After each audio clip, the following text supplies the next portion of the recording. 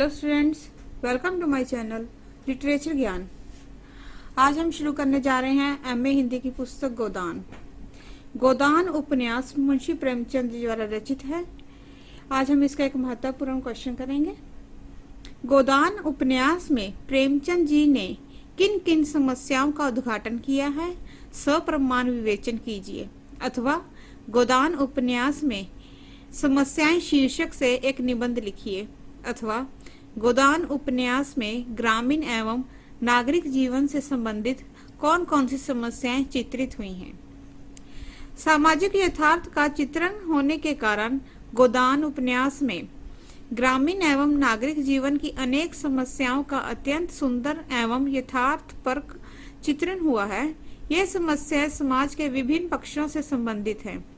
विशेष रूप से जमींदारों साहूकारों द्वारा किसानों के आर्थिक शोषण और सामाजिक ढांचे से ये समस्याएं संबंधित है और इस उपन्यास में जीवन के गहन प्रश्नों पर भी विचार किया गया है। अतः अनेक वैचारिक समस्याएं भी इस उपन्यास में दिखाई देती हैं। गोदान उपन्यास में वर्णित समस्याओं को दो वर्गों में विभाजित किया जा सकता है: ब्रह्म परिस्थितियों से संबंधित और अंतर्वृत्तियों से संबंधित। देहात की ब्रह्म समस्याएं है किसान हाकिम, किसान महाजन और किसान जमींदार की समस्या। गोदान में किसान महाजन समस्या तो इतने उग्र रूप से चित्रित हुई है कि रोंगटे खड़े हो जाते हैं। इस प्रकार उपन्यास में वर्णित समस्याओं पर निम्नलिखित उपवर्गों में विचार किया जा सकता है। प्रथम है किसान महाजन समस्या। इस उपन्यास की सर्वप्रमुख और मूल समस्या किसान महाजन की है। एक और राय साहब जैसे जमींदार हैं जो आदर्शवादी सिद्धांत रखते हुए भी बेगार लेना नहीं छोड़ते और अपने झूठे ऐश्वर्य एवं मान प्रदर्शन के लिए किसानों की को चूसने से नहीं झिझकते। दूसरी ओर पटेश्वरी, दाता दीन, झिंगुरी सिंह, दुलारी सोइन, नोखेराम और मंगरू शाह जैसे शोषक भी हैं जो जौ की भांति अंत तक निर्धन किसान का रक्त शोषण करते हैं।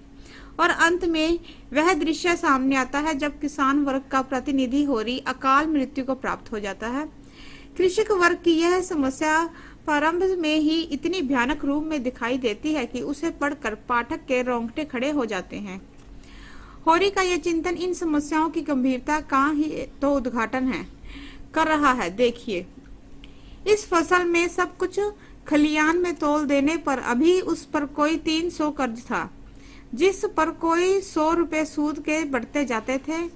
मंगरू शाह से आज 5 साल हुए बैल के लिए 60 रुपए लिए थे और उसमें 60 दे चुका था, पर वह 60 ज्यों के त्यों बने हुए थे। दाता दिन पंडित से 30 रुपए से लेकर आलू बोए थे। आलू तो चोर खोद कर ले गए और उस 30 के इन 3 वर्षों से 100 हो गए थे। दुलारी विधवा सोइन थी जो गांव में नॉन तेल तंबाकू की दुकान रखे हुए थी। बंटवारे के समय उससे 40 रुपए लेकर भाइयों को देना पड़ा था।